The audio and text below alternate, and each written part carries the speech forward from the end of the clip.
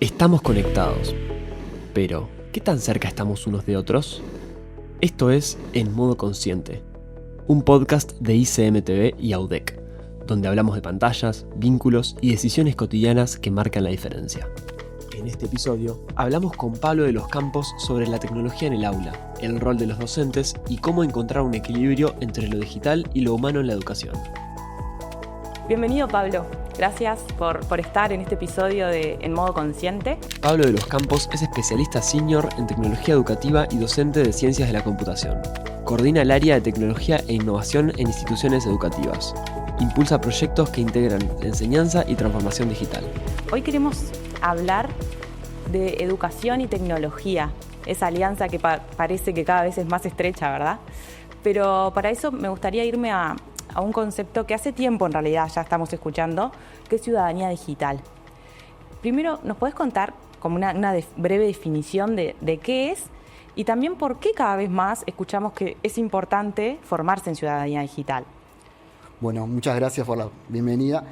Ciudadanía digital, bueno, es un concepto que es líquido, está todo el tiempo cambiando y es una cuestión que, bueno, el ser humano es un ser social. Vivimos en sociedad, entonces tenemos que respetar diferentes normas, tenemos derechos que tenemos que conocerlos y tenemos que, bueno, cómo convivir en sociedad. La ciudadanía digital, entonces, es una extensión de eso, es cómo vivir a través de la tecnología o interactuar a través de la tecnología. Cada vez es más relevante porque la tecnología es omnipresente casi, está atravesando todos los espacios del día a día del ser humano. Entonces, ya no basta con saber utilizar una determinada herramienta, un aparato. Tenemos que saber qué hace, por qué lo hace, cuáles son las limitaciones que tiene, cuáles son las obligaciones que me comprometo a utilizar cuando lo utilizo, y a veces eso no es transparente. Entonces hay que formarse en ciudadanía digital justamente para ser más competentes, y eso nos puede hacer más libres también. Saber, el conocimiento te libera. Entonces es súper importante poder formarnos de edades tempranas. Si no lo hacemos nosotros, no lo va a hacer nadie.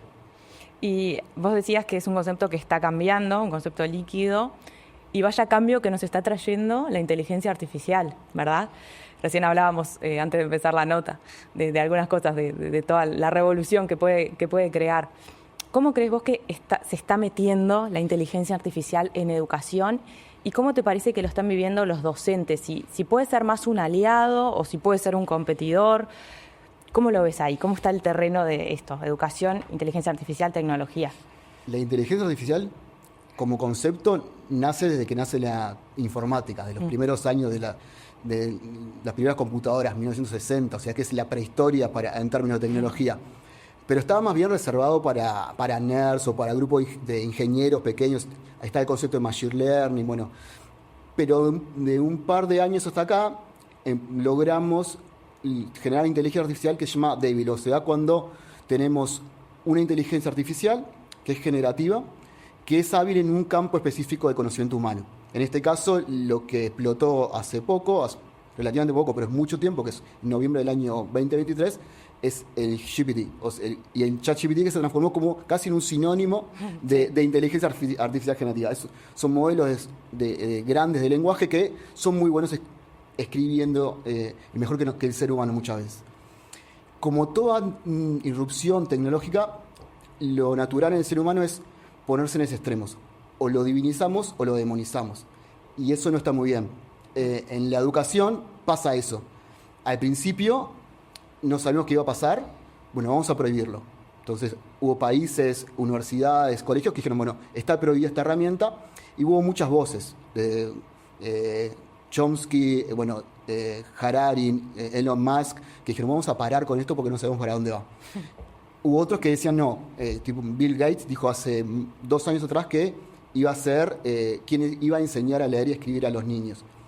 Ninguna de las dos opciones es la correcta, hay muchos grises en el medio. Y bueno, en el día a día del docente de a pie pasa eso. Hay docentes que la abrazaron como una gran revolución y otros que prefieren tapar el sol con un dedo y dicen, bueno, acá no va a entrar en mi aula y no la voy a utilizar. Lo que sí es verdad es que hay cosas que funcionaban antes que ya no funcionan. diferentes pruebas estandarizadas que antes eran difíciles de resolver, hoy se pueden resolver muy fácilmente y sin costo alguno por un estudiante o por un docente. Entonces, encontrar a la tecnología como un aliado es lo que debería suceder. A mí me gusta poner el ejemplo de que el docente tiene que usarlo como un copiloto. Si nosotros andamos en una bici que tiene un side acá al costado, el docente sigue siendo el que pedalea, que hace el esfuerzo, el que agarra bien fuerte el manubrio, dice dónde está y a dónde quiere llegar, a qué velocidad, cuándo parar, incluso si tiene que hacer un trayecto diferente. Pero la tecnología, en este caso la inteligencia artificial, puede ser y debería ser un aliado que ayude a cortar tiempos, también te ahorre tiempo. O sea, el docente tiene mucha carga de tarea rutinaria, burocrática. Administrativa también. Y eso te saca tiempo de lo importante, que es intentar la utopía de personalizar la educación y generar un diseño universal, por ejemplo, de aprendizaje. Entonces, o ser más creativos. Entonces, ahí debería estar el equilibrio. Yo creo que en estos 2 años que fueron como muy vertiginosos, que hay como un hype continuo, la estamos abrazando más. Vos sos docente casi hace 20 años, estás en un centro educativo, me decías, lo ves, que tus compañeros lo aplican, o se te acercan a preguntarte, vos que capaz que sabes más que ellos, ¿ves que los docentes es necesaria una formación en esto? También cómo se supera la brecha, ¿no? Porque, claro, están tratando con chiquilines que capaz conocen o usan aplicaciones que los docentes ni siquiera conocen. ¿Cómo se supera justamente esa brecha? Tenemos un espectro muy amplio de docentes. Gente que está con el cincel y la piedra, si pudiera, o ninjas tecnológicos. Hay que tratar de juntarnos. La tarea docente muchas veces era muy solitaria. Vos estás solo en las 4 paredes con tus alumnos. Y yo respeto mucho cada maestrito con su librito, ¿no? Pero creo que uno puede aprender del otro, y entonces los docentes necesitamos conversar. ¿Qué funcionó? ¿Qué no me funcionó? ¿Cómo aplicarlo? Hacer como esas uniones de los hilos rojos, ¿no? De esto me funcionó, yo lo apliqué acá, capaz que a vos te sirve. Y si bien sucede, no es algo que hay coordinaciones, hay charlas y demás, no es tan sistemático como debería o como me gustaría a mí. Y el docente para abrazar una tecnología y hacer esa transposición didáctica, tiene que conocerla, probarla, prototipar, ver, adaptarla. Es muy difícil, no es soplar y hacer botella. Entonces, generar espacios me parece que son fundamentales, capacitaciones, pero en la práctica, no solamente que venga una persona 60 minutos en el año, una coordinación y se vaya. Y después está más cerca de los alumnos, porque si los alumnos entienden y saben que una tarea puede resolverse fácilmente con una IA, lo van a hacer. Entonces, si yo no sé que esto está sucediendo, lo que termina pasando es que se hace igual pero de forma clandestina, y ahí es mucho más complejo. Entonces, mi recomendación es generar espacios de debate, trabajar juntos y una capacitación continua. El docente siempre tiene que capacitarse, pero ahora es como que es doblemente importante. Y capaz, obviamente que ahí en la capacitación tiene mucho que ver el centro educativo que organiza justamente esas capacitaciones. Pero más allá de eso, si capaz te está escuchando ahora un docente del otro lado, capaz no está en una institución o está en una institución que, no tiene periódicamente quizás la formación que quisiera, ¿qué paso puede dar? Porque también me imagino que abrir el celular o la tablet o la computadora y decir, ¿por dónde me empiezo a capacitar? Algún pique que le puedas dar a algún colega que del otro lado quizás te escuche y diga, puedo empezar a dar este pasito. Ya dijiste uno, de acercarte a los alumnos y aprender de ellos. Uh-huh. ¿Y capaz otro? Creo que la sensación de agobio está y es normal en el ser humano. O sea, uno siente que uno puede adaptarse de forma lineal y que la tecnología crece de forma exponencial. O sea, antes capaz que tu bisabuelo era carpintero, tu abuelo también, tu padre también, y vos ibas a seguir la misma profesión. No era muy complejo. Ahora no sabemos las profesiones que vienen ahora, dentro de 10, 15 años. El que diga que sepa qué va a suceder, está mintiendo. Sí, ni existen. No existen. Sí. Lo que sí que muchas van a estar mediadas por tecnología. Entonces, primero decir, está bien, no puedo saber todo. Yo, cuando salió esto de la IA hace 2 años, dije, quiero aprender todo, leer todo lo que salga, probar todo. En un momento dije, no puedo hacerlo, tengo que tratar de centrarme en lo que me es significativo. Focalizar. Claro, hay mucho foco. Entonces, sentirse que uno pierda el tren es hasta normal. Bien. Lo que no puede pasar es que, en este caso, el tren pasa muchas veces. Hay siempre formas de subirse. Capaz que no el primer vagón, pero el segundo, el tercero. En alguno tenés que subirte y ahí están las posibilidades. Entonces, nunca es tarde para intentar aprender. Y por suerte hay mucha información que cada vez está con sentido pedagógico, muy focalizada. Tenemos Plan Ceibal en Uruguay, pero tenemos muchos recursos que uno de a poco puede sumarse. Y lo puede hacer a su ritmo. Entonces, capaz que vos decís, simplemente por curiosidad, hay un curso, por ejemplo, de Ceibal, que es IA desde cero, que es muy gráfico, muy corto, que uno puede empezar a escuchar conceptos, términos, y bueno, ahí ver para dónde queda. ¿Ese es libre? ¿Lo pueden buscar? Es gratuito, es libre para cualquier docente. Bueno, está bueno, dejamos ahí una tarea. Sí, el mejor momento para plantar un árbol fue hace 20 años, el segundo es ahora, así que hay que sumarse a esto. Lo que sí tampoco es que va a revolucionar la educación de pies a cabeza. O sea, vamos a seguir trabajando. O sea, lo otro es que no lo vamos a sacar sin trabajo. O sea, los docentes son súper importantes y son fundamentales. Entonces, no hay que tener miedo y hay que usarlo con sentido. Y para mí eso es capaz que el corazón de lo que quiero transmitir. Ahí va. Diciéndonos un poco más a lo actual, a lo que estuvimos viendo en este comienzo de cursos, vimos que varios colegios, por ejemplo, se empezó a regular o a poner normativas más claras respecto al uso del celular. En otros países como Brasil se legisló, acá todavía no, quizás dentro de un tiempo pasa, no sabemos. Vos decías en algunos testimonios que te estuve leyendo que es como una moda, como un impulso prohibicionista. ¿Por qué decís eso y qué te parece que nos podemos perder como educación, ¿no? Si dejamos afuera del aula el celular? Bien, yo lo digo que es una moda, no en un sentido despectivo, sino que es el término, ¿no? Que es lo que está sucediendo, que se replica. Muchas veces se intenta legislar para tratar de cambiar una conducta, y así funciona. En este caso, que es tan complejo, yo creo que la solución no es la prohibición total, porque entra en tensión con otros derechos que tienen los niños y niñas y adolescentes. Entonces, creo que nos debemos una discusión mucho más profunda que involucre a más personas. Por ejemplo, creo que hay que darle voz a los niños y niñas y adolescentes, hay que darle voz a los docentes, a las familias también, y que cada institución es un mundo y que cada cultura organizacional también lo es. Entonces, hay algo que para vos era normal, en otra institución no. En los colegios, en el colegio de yo trabajo y en otros que estoy, el uso del celular en los niños es normal, o sea, se lo regalan los padres el celu, pero después son los mismos padres que piden que no puedan entrar a la escuela. Yo le digo que es el celular de Schrödinger, ¿no? Está, pero no está. Entonces, creo que una prohibición total no ayuda a la autonomía progresiva del alumno. Tal vez que en años inferiores, primaria, un alumno no debería tener el celular porque no lo necesita. Capaz que cuando entran en la adolescencia, en los primeros años de educación media básica, hay que habilitarlos en algunos momentos, porque no solamente el celular es perder el tiempo, sino que todo está atravesado por él. Entonces, el ocio, la socialización, si hay deberes mañana, si falta un docente, todo está mediado por la tecnología. Entonces, perder eso es un poco complicado. No significa que socialicen más o que estudien más o que cambien las calificaciones. Y después cuando tienen en bachillerato 18 años, si nunca aprendieron y nadie les enseñó, porque lo importante es, ¿quién enseña? Bueno, hay que hacerse cargo. La institución tiene que hacerse cargo de enseñar.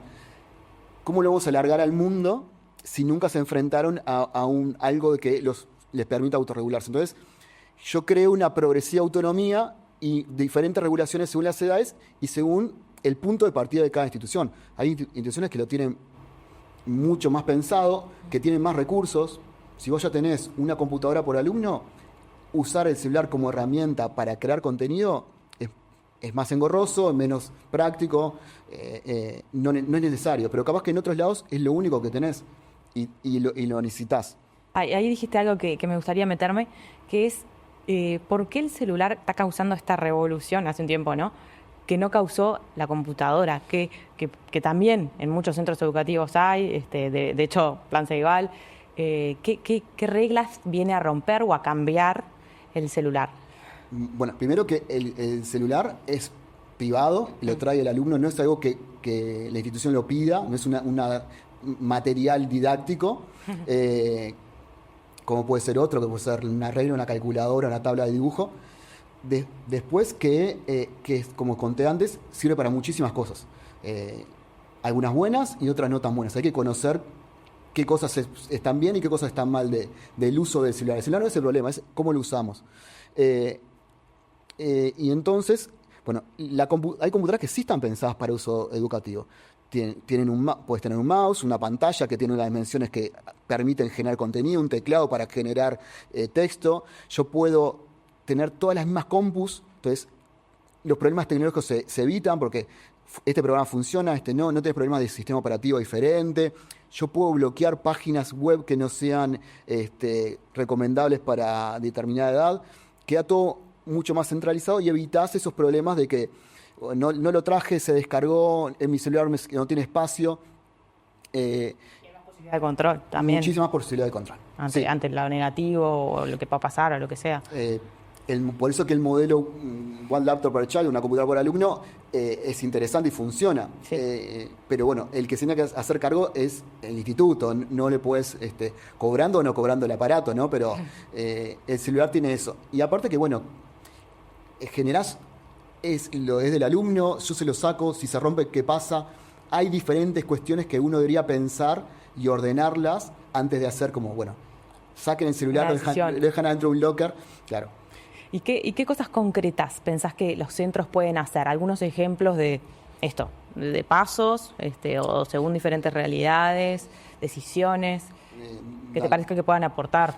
Bueno, lo que es difícil en la información que hay científica llegar a consensos, porque estudiar a los humanos es caro, es lento, y a veces las variaciones no son significativas. Lo que sí se sabe es que si uno prohíbe totalmente el celular en las escuelas, el tiempo de uso se traslada a las casas. No baja demasiado el tiempo de uso. Entonces, si no es ahí, van a estar en casa. Claro, y en la casa acabas que sin alguien que esté cercano o que tenga los conocimientos para acompañar a ese niño o ese adolescente. Entonces, creo que las escuelas se tienen que hacer, primero para mí, hay que hacerse responsables. Tenemos una cuestión, queremos que los alumnos sean felices, aprendan más y mejor. Bueno, ¿cómo hacemos? Algo que puede ser útil es, bueno, ¿cuál es nuestro punto de partida? ¿Dónde estamos? Entonces, ahí uno puede dar voz, puede tener foros, puede generar espacios de intercambio. Y con los docentes, esto que yo te decía, que hay mucha dispersión entre el uso y puede ser una encuesta. Hay, por ejemplo, una que está muy interesante, que se llama Selfie, que es de la Unión Europea, que evalúa diferentes competencias docentes en tecnología.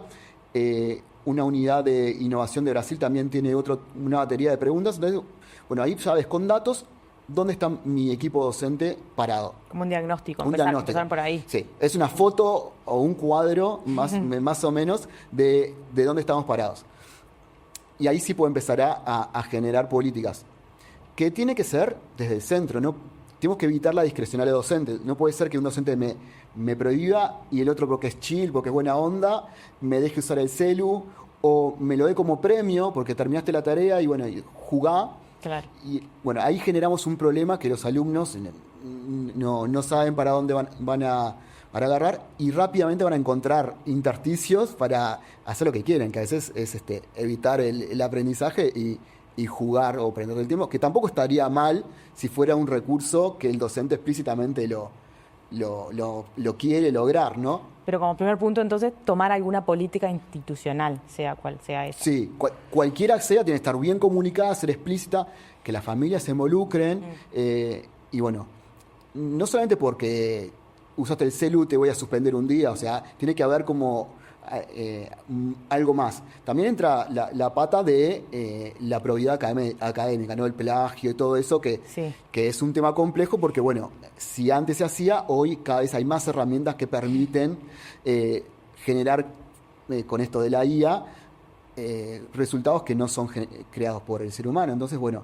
también está esa pata metida de que las escuelas deberían pensar y escribirlo y socializar qué es lo que quiero, por qué lo quiero y por qué ahora, ¿no? Ahí va. Y algún mensaje capaz más para docentes también, cómo perder ese miedo de decir, bueno, como decías, si no lo regulamos igual van a ir a la casa, lo van a usar o lo van a usar a escondidas. ¿Vos creés que es más lo que perdemos si no lo usamos que lo que ganamos? No necesariamente. Capaz que para determinadas edades está bien, no deberían tener celu ni usarlo porque no hay ningún recurso que amerite usarlo. Yo creo que en primaria, para hacer algo muy grande, no es necesario. A veces, sí, el papá, que le quede en la mochila porque el papá le escribe un mensaje o estoy llegando o algo por el estilo, cuando estás quinto y sexto de escuela. En la adolescencia, cuando entra más el trabajo de pares y la socialización más fuerte, tiene un cumpleaños de 15, ¿qué hacemos? Salimos, capaz que es más necesario, capaz que no en el salón, si hay recursos disponibles, sin los recreos o en las salidas, o al revés, capaz que vos vas a una salida didáctica, no sé, acá en la Ciudad Vieja, querés sacar fotos para registrarlo, el celular es muy buena herramienta. Sí. Puedes grabar video, audios, buscar en forma casi instantánea en internet. Entonces, perderse eso no está bueno. Si podemos darle un dispositivo en la escuela, mucho mejor. Y como para ir terminando, a las familias, ¿cómo las incluimos en este diálogo desde la escuela? ¿Cómo podemos también ayudar a las familias que quizás muchas veces también están un poco perdidos en cómo convivir con la tecnología y la adolescencia sobre todo? Es un tema, yo soy papá de 2 niños. Bueno. Que están empezando en estos temas. Primero que la crianza, cada familia también es un mundo, no hay soluciones mágicas y no hay una escuela de padres. Entonces uno también tiene que, con su saber hacer, intentar lo mejor para sus hijos. La crianza digital es parte de la crianza, entonces tenemos que estar presentes. No podemos dejar que nuestros hijos hagan lo que quieran con la tecnología porque nosotros no sabemos de ello. Yo hace un tiempo atrás, hace unos cuantos años, vi una encuesta de padres de Australia que decía que los papás le tenían más miedo a las redes sociales que a las drogas, que al alcohol y al tabaco. Yo, pensé que estaba mal. Y después lo entendí. Es que en realidad el miedo es a no saber, al desconocimiento. Uno sabe los efectos que da tomar alcohol, pero a veces no sabemos los efectos que puede tener unas redes. Entonces, pasa en los adultos y adolescentes, saben que hay riesgos y hay cosas buenas, ¿no? Como decía el tío Ben a Peter Parker en la película de Spider-Man, un gran poder conlleva una gran responsabilidad. Hay cosas buenas y malas. Los adultos tendemos a sobre representar lo malo. Entonces, a veces pensamos que hay demasiadas cosas malas. Entonces, una cosa que me parece que está buena con tus hijos es ser cercano, que te cuenten qué hacen, poner normas, hacer como un codiseño de esas normas, cuando sí, cuando no, si estás cenando o no, hasta tal hora sí, el fin de semana acabas que te dejo más. Contame qué haces, a qué juego jugás, involucrarse. Primero porque vas a tener mejor diálogo con tu hijo y eso siempre está bueno. Pero después para saber qué es lo que pasa. Y con la escuela integrarlos en las normas, ¿no? También. Como vos decís, a veces también desde la casa viene un mensaje y desde el centro educativo llega otro y ahí se complica. Es una tríada. Familia, escuela, alumno tiene que estar lo más cercano posible en esto. Y es un tema más como todo el acompañamiento de los chiquilines, ¿no? Para todo necesitas esa alianza, familia, escuela, alumno. No es novedoso. O sea, lo que funcionaba antes sigue funcionando ahora. O sea, si vos ponés normas de convivencia en tu casa y demás, funciona igual. Y creo que la diferencia es que a veces se sienten abrumados las familias, no saben, y a ese no saber generan cosas que capaz que no están buenas.